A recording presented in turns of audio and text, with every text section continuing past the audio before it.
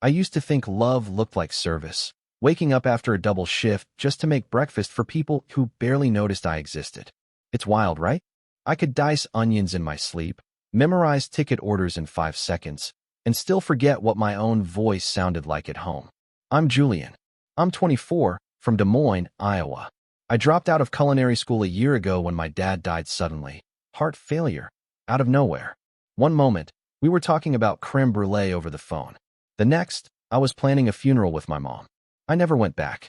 I couldn't. My mom shut down, like, fully. My brothers, 16 and 12, started acting out in school, and someone had to be the glue. So I became it. The glue. The cook. The ATM. The emotional wall. I picked up a job as a line cook at Ernie's Diner, working from 5 p.m. to 2 a.m., walking home with pockets full of soggy receipts and tip money. Every night, I'd count it up, $43.20, $58.65. Once, I hit $81 and nearly cried. I kept the cash in a shoebox labeled for school. My dream was simple. Reapply to culinary school once the house was stable, once things calmed down. Spoiler alert, they never did. Every day was the same. I'd get home at 2:30 a.m., maybe grab a shower if the hot water wasn't gone, then fall asleep to the sound of Call of Duty from the boys' room. I'd wake up at noon and start dinner prep, then try to squeeze in a nap before my shift. My mom barely talked to me, unless it was about the rent being late or the Wi-Fi being out. And still, I didn't complain. I told myself this was just a chapter, a holding pattern, that someday they'd look back and say, Julian held us together. The funny thing is, I was already falling apart. The night before everything changed, I was elbow deep in dishes at Ernie's. The manager, Ronnie, asked if I wanted to pick up Saturday brunch. It was extra pay, $14 an hour plus tips. But I said no. I had plans. Big ones. Saturday morning was going to be special. I was going to surprise them with my dad's famous cinnamon rolls, the ones we used to make together on birthdays. Soft dough, brown sugar spirals, vanilla glaze, crispy bacon on the side. I even bought real maple syrup instead of the cheap stuff we usually use. I stayed up till 3 a.m. making the dough. Let it rise overnight. Woke up again at 6 to start baking. The whole house smelled like warm sugar and memory. I plated everything on our best dishes, even folded the paper napkins into little triangles. I laid it all out on the kitchen table. No one said anything. They just sat down, phones in hand, and started eating. My brothers inhaled the rolls in 2 minutes flat. My mom poured coffee and said, I think I'll make eggs too. She cracked 4 eggs, fried them up, plated them for everyone but me. I thought maybe she forgot, so I waited. But my plate stayed empty. I looked at her. She didn't meet my eyes. I looked at my brothers. One of them laughed. I'd worked all night, woke early, cooked everything from scratch, and somehow I was still invisible at my own table. That's when something cracked, not loudly, quietly. Inside, I didn't cry. I didn't shout. I just stood up, walked into my room, and opened the shoebox. I counted $1,109. Not enough for tuition, not even close, but enough for a bus ticket, enough to leave. And that's exactly what I started planning. That breakfast, the one where my plate stayed empty, was the last one I'd ever cook in that house. And they didn't even know it yet. I didn't say a word that morning, not even when I cleared the table, scrubbing sticky syrup from their plates like a ghost in his own house. My mom had gone to the couch, half watching a church livestream on her phone. My brothers were back on the Xbox, arguing over headset lag. No one said thank you. No one even noticed I didn't eat. I went into my room, shut the door, and locked it, something I hadn't done in months. My heart was thudding, not in anger, but clarity. It wasn't rage that moved me. It was the realization that they'd never truly see me unless I vanished. I pulled out my shoebox. $1,109 in mostly wrinkled bills and spare change. I grabbed my old college duffel from under the bed, shook out the dust, and started packing the essentials. My knife roll, a spare pair of Chef Whites, my recipe notebook, socks, boxers, 3 black tees. It was 9:42 a.m. when I messaged Caleb, a guy I'd met through an online chef's forum a year back. He ran a food truck in Chicago called Smoke Theory, brisket sandwiches, maple glazed cornbread, street corn with black garlic aioli. We'd swapped DMs, exchanged late-night rants about burnt oil and bad plating. He once told me, if you ever need an escape, I got space in my guest room. I messaged him. Is the offer still good? He replied in 4 minutes. You coming from Des Moines? Yeah. Get here. I got you. My hands were shaking. By noon, I'd booked a one-way Greyhound ticket. Departure, 6:15 p.m. I still had time. But time does weird things when you've already left in your head. I spent the next hour cleaning up the kitchen like I'd never been there. No passive-aggressive slamming, no theatrics. I wiped down the counters, tossed out the eggshells, packed the leftover rolls in foil. Even left a full pot of coffee warming on the burner. And then I wrote the note. I kept it short. Hey, I've given what I can. But I need to build something of my own now. I love you. But I have to love me too. Julian. I tucked it under the sugar jar. Then I sat on the front steps with my bag and waited. At 5:12 p.m., my mom finally came outside. She squinted at me like she'd just noticed I existed. You going somewhere? Yeah, I said. Chicago. Wait, what? For how long? I shrugged. I don't know. She stared at me like I'd slapped her. You can't just leave. The rent's due. You're brothers. I know. I've been handling it for a year. And now you're just walking away? I looked at her and smiled, but not with warmth. It was the kind of smile you wear when you finally stop begging to be chosen. I'm not walking away, I said. I'm finally walking towards something. She didn't reply, just folded her arms like a shield and went back inside. The bus station smelled like grease and bleach. I waited on a plastic bench with my duffel at my feet and my heart somewhere between fear and flight. The bus was late. I didn't care. I stared out the window during the ride, watching cornfields blur into black as the sun dipped low. Every mile was a page turning. By the time I stepped off the bus in Chicago at 1:47 a.m., the air felt different. It wasn't just the humidity or the noise. It was the possibility. Caleb picked me up in his beat-up Honda Civic. He looked exactly like his profile pic, tattooed forearms, beanie, kind eyes. You're taller than I thought, he said with a grin. You're shorter, I shot back. We both laughed. On the way to his apartment, he handed me a to-go box. Smoked wings, he said. Welcome gift. I ate one and almost cried. Real seasoning. Real flavor. It tasted like I'd arrived. His place was a small walk-up near Logan Square. No air conditioning, but clean and warm and full of laughter from the upstairs neighbors. I showered, collapsed on the couch, and slept like a rock. The next morning, I woke to the sound of pots clanging and Caleb shouting from the kitchen.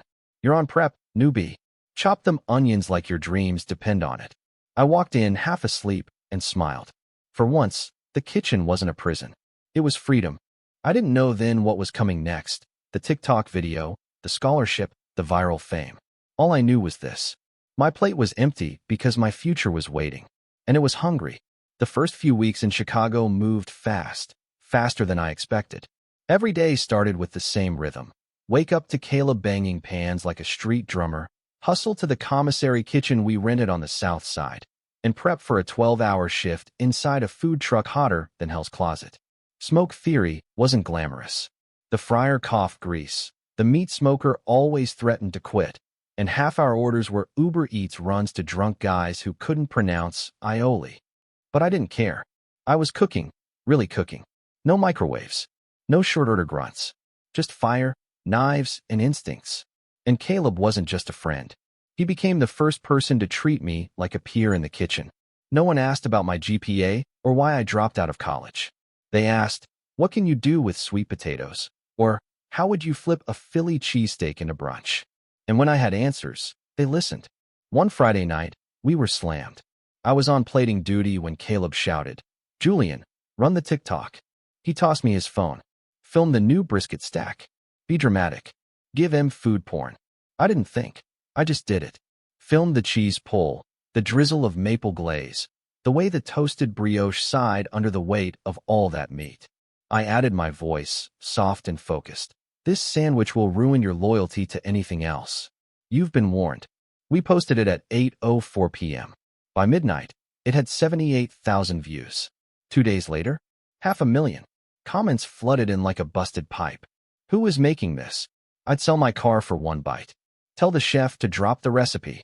Caleb grinned like he'd won the lottery. We just blew up, bro. And it's your voice. He handed me the phone again. Your turn. Post something personal. I hesitated. I hadn't told him the full story, not yet. But something in me cracked open. I flipped the camera, hit record, and spoke straight into it. I'm Julian. I'm 24. I dropped out of college to take care of my family after my dad died. They used to say I was wasting my time in the kitchen. Last week, they forgot to set a plate for me. So I left. Now I'm here, making brisket that breaks hearts and feeding people who see me. I almost deleted it. Almost. But I hit post instead. When I checked again that night, it had 300,000 likes. But with the rush came the shadow. And it showed up in the form of a text message. Mom, saw your little video. Classy. So now you're a victim? I stared at the message like it was a trap door. Then another text followed. Corey, my youngest brother, why are you telling the world our business? No, how are you? No, we miss you. Just damage control. Image management. I didn't reply. I couldn't. Instead, I leaned harder into the work. I started developing new recipes with Caleb, tweaking sauces and testing flavor fusions late into the night. We'd sit at the tiny kitchen table, laughing over smoked plantains and chili maple syrup. Then, 2 weeks later, something happened that shook me to my core. We were invited to a pop-up showcase for up-and-coming food entrepreneurs, industry folks, real chefs, Michelin reviewers, and they wanted me to be the face of smoke theory for the night. Caleb pushed me forward. You're the story. People love your food, but they connect with you. I almost said no. I felt the old voice rise up. You're not trained. You're not ready. You're just a dropout with calloused hands and a broken family. But I swallowed it. Nodded. Said yes. That night, I wore my chef's coat with my name stitched on the chest for the first time in years. I plated every dish with precision, greeted guests with confidence, and told my story without flinching. Then, halfway through the event, right as I was topping a peach-glazed cornbread bowl with chipotle cream, I saw them, my mom, and both of my brothers, standing in line. My blood went ice cold. I froze. Caleb saw it in my face. You good? He whispered. I nodded slowly. Yeah, I'm good. They reached the front. My mom wore her church coat. Corey had his arms crossed. Andre, the middle brother, looked like he'd just walked out of a frat party. Mom stepped forward. Julian, can we talk? I stared at the brisket in my hands, then looked up. After service, I said, right now, I'm working. She blinked like she didn't expect that. You're too busy to speak to your family? I looked her dead in the eyes. You were too busy to set me a plate. And then I turned and called. Next order. They didn't stay. They didn't wait. They left. But this time, it was my table, my menu, my story. And they were just guests who didn't get a seat. The night they left the pop-up without saying a word, I didn't chase after them. I didn't text. I didn't check their social media to see if they posted about it. I just stood outside afterward, apron covered in cornbread crumbs, the Chicago wind knifing through my sleeves. And I let the silence wash over me. Caleb came out with 2 beers. He didn't say anything, just handed me one and leaned on the brick wall beside me. I finally spoke. They came all the way here just to remind me I wasn't invited to my own life. He nodded, took a sip. But you're still here. And they left hungry. That stuck with me. The next morning, I woke up to an email. Subject, Scholarship Opportunity, Chicago Culinary Institute. Body. Hi Julian, we saw your story on TikTok and your work with smoke theory. Would you be interested in applying for our Emerging Chefs program? My hands trembled as I read it again. I stared at the screen for a long time. I thought about the rejection letters I'd buried in my old sock drawer back in Des Moines. I remembered the night I came home crying after a shift and my mom said, well, that's what happens when you think cooking's a real job. And now they wanted me. I hit reply yes. Please send me the application. That email changed everything. Over the next few weeks, my face was everywhere. The TikTok algorithm must have loved a good underdog story. I got DMs from single moms, line cooks, food critics, and even one Michelin chef who said, your plating is instinctual. Don't lose that. But then came the message that stopped me cold. It was from my mom. A voice note. 22 seconds. I hesitated for hours before hitting play. Julian, I didn't know how to react that day. I didn't know you felt so left out. I didn't mean for you to feel invisible. I was just trying to hold everything together after your father died. I'm sorry if I made you feel less. Call me if you want. It wasn't a grand apology. It wasn't specific. But it was something. And still, I didn't call. I wasn't ready. The plate was still empty. And now, I was full for the first time. Instead, I poured that feeling into the application essay for the Culinary Institute. I wrote like I was carving my truth into stone. I learned to cook because food was the only way I knew how to speak. When words failed, meals filled the silence. I didn't grow up with encouragement or applause, but I learned the difference between being needed and being seen. And now, I'm choosing to be seen. I submitted it, closed the laptop, went to bed. 3 days later, Caleb burst into my room at 6:30 a.m., yelling, "You got in." I shot up. "What?" He tossed his phone at me. There it was. "Congratulations, Julian. Welcome to the Chicago Culinary Institute. Full scholarship." I couldn't breathe. My hands shook. I felt everything: joy, fear, grief, adrenaline. That same week, a journalist from a local newspaper reached out. "We're doing a feature on young chefs reshaping Chicago's food scene. Can we interview you?" The photo they used was from the pop-up. Me smiling over a plate of candied jalapeno grits, eyes tired but proud. The headline? From Iowa to Icon. How a line cook became the voice of heartland cuisine. But with every step forward, the past still echoed. Late one night, I opened a message from my youngest brother, Corey. "I didn't know it hurt you that bad. Mom's been off ever since you left. She keeps the cinnamon roll tray on top of the fridge now, like it's some kind of grave." I stared at the screen for a long time, then typed back, "Tell her I'm not angry, but I'm not coming home. Not yet." "Okay," he replied. Then a pause. "You should know, she watches all your videos." Somewhere in Des Moines, my mother was scrolling through the same feeds that once made her say, "That's not a real job." And now, my job was helping me reclaim my identity, one dish at a time. The final twist came a week later. I was prepping for a weekend food fair when Caleb burst into the kitchen, eyes wide.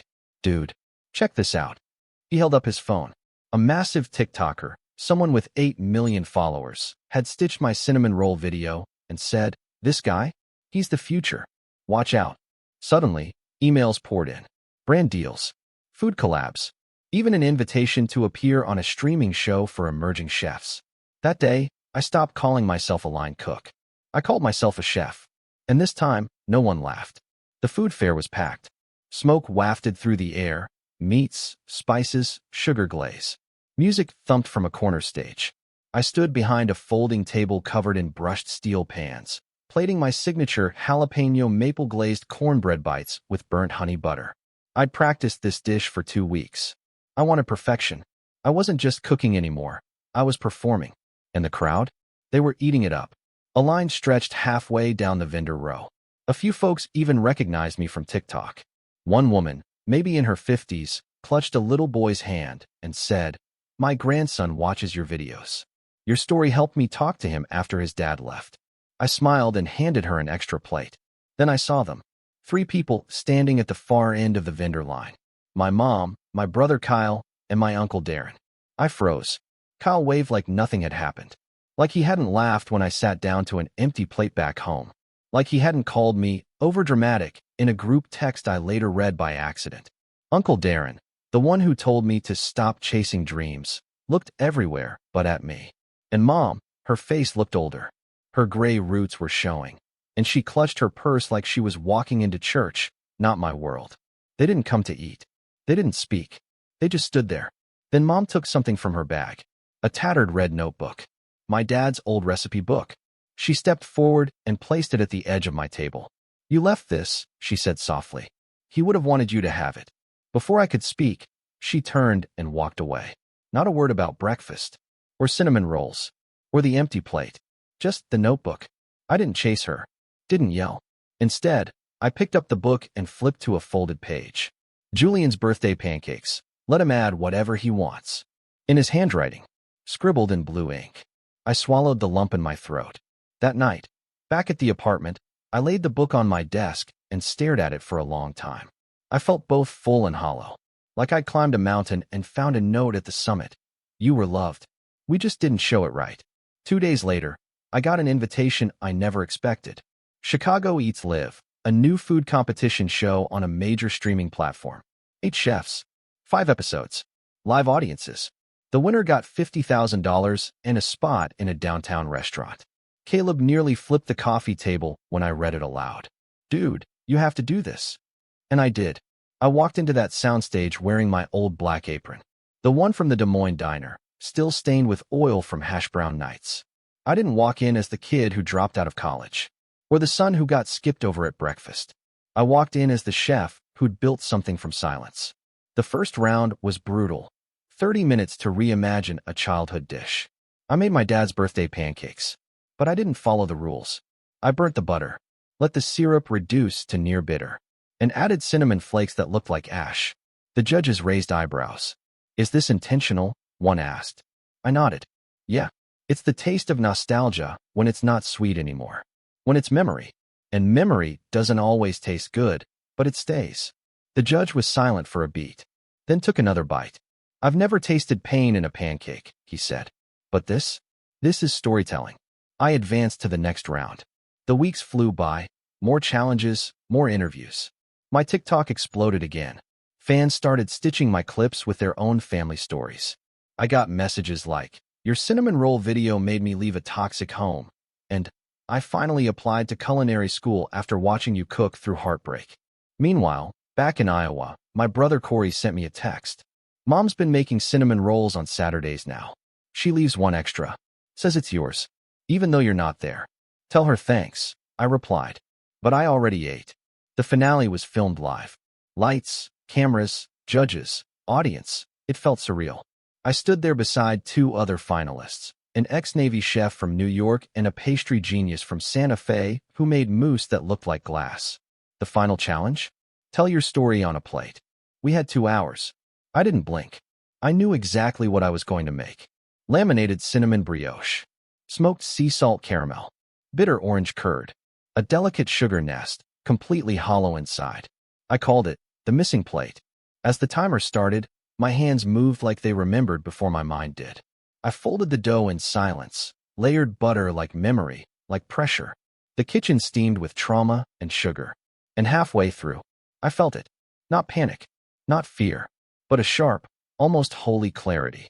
I wasn't cooking for them anymore. Not for Corey. Not for Mom. Not even for my dad's old memory notebook. I was cooking for every kid who made breakfast just to be ignored. For every person who scraped by with love in their hands and got silence in return. But then something happened. A stagehand ran onto set mid-filming and whispered something to a producer. The cameras paused. The judges exchanged glances. And a producer approached my station, eyes wide. "Julian, I don't want to alarm you, but there's a group outside. They're trying to come in." I frowned. "Who?" "Your family." I froze. "What?" "They're saying they're your mother and uncles. We told them this is closed set, but they're insisting they drove from Iowa to see you. One of them has cinnamon rolls." My chest tightened. I looked down at the sugar nest in my hands. Fragile. Hollow. Perfect. "No," I said. The producer blinked. "No. They had 24 years to show up. This plate's not for them." He nodded slowly and backed away. When the timer buzzed, I stepped back from my station. My dish looked like something from a dream. A gorgeous, warm roll at the center of a delicate sugar nest, surrounded by dollops of bitterness and light. One judge teared up after tasting it. "This isn't dessert. This is a wound with frosting." Another whispered, "This changed how I think about food." They announced the winner. Not me. The pastry chef from Santa Fe took the crown. And I was okay with that. Because backstage, as I packed up my knives, one of the judges approached quietly.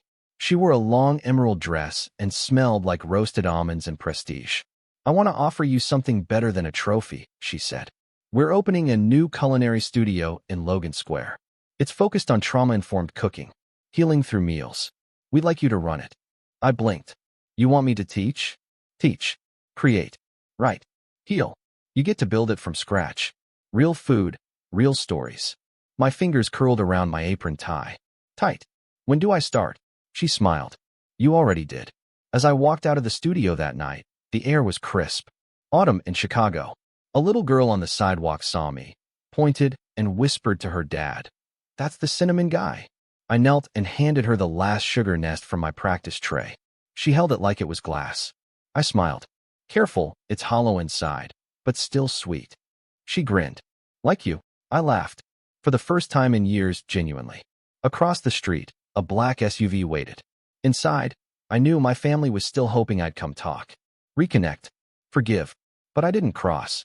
Some silences don't need to be broken. That night, after I turned down my family and stepped out into the chilled Chicago air, I didn't go home. I walked.